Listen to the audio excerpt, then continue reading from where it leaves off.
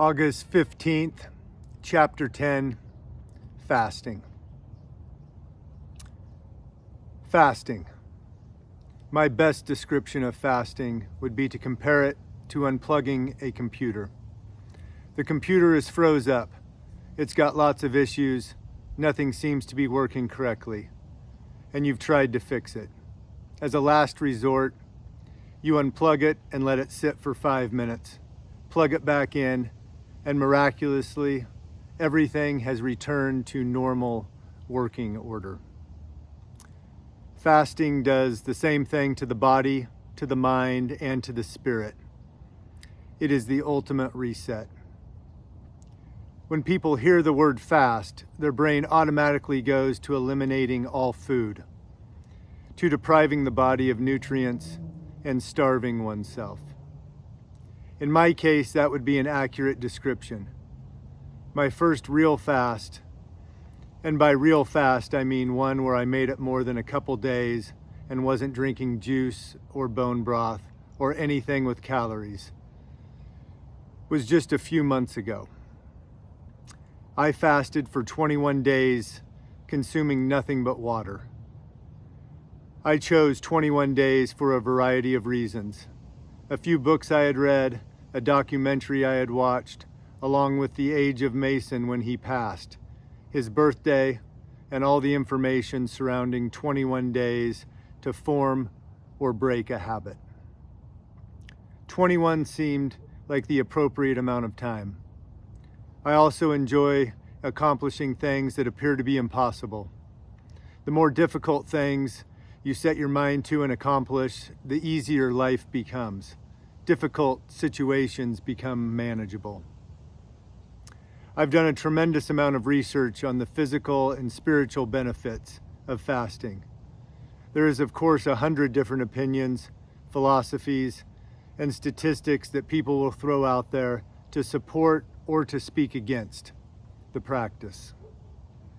I think our modern day dependence on technology and reading information from a post that may or may not have originated from a human being on the internet has gotten in the way of our common sense and our ability to study the past.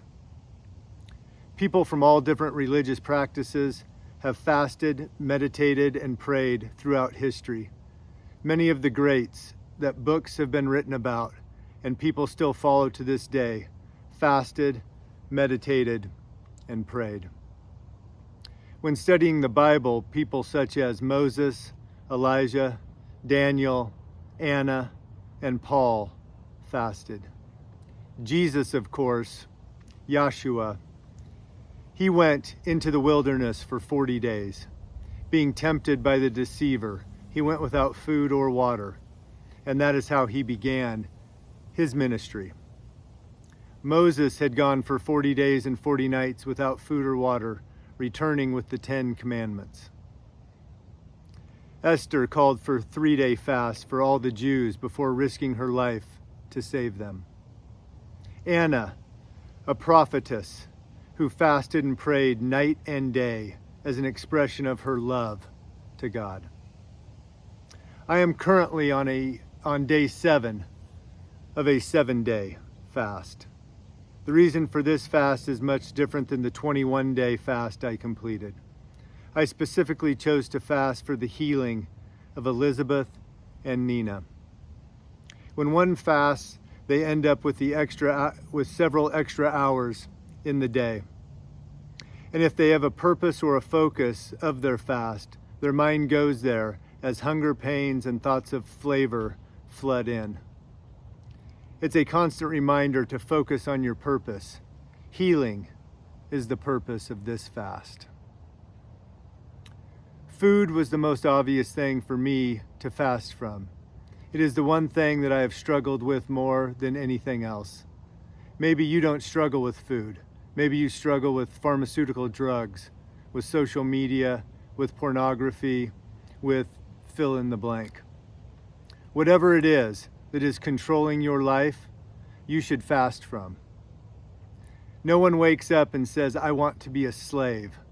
Yet many people are living their lives as slaves to cigarettes, to drugs, to sex, to the approval of others, to fill in whatever it is that controls your life.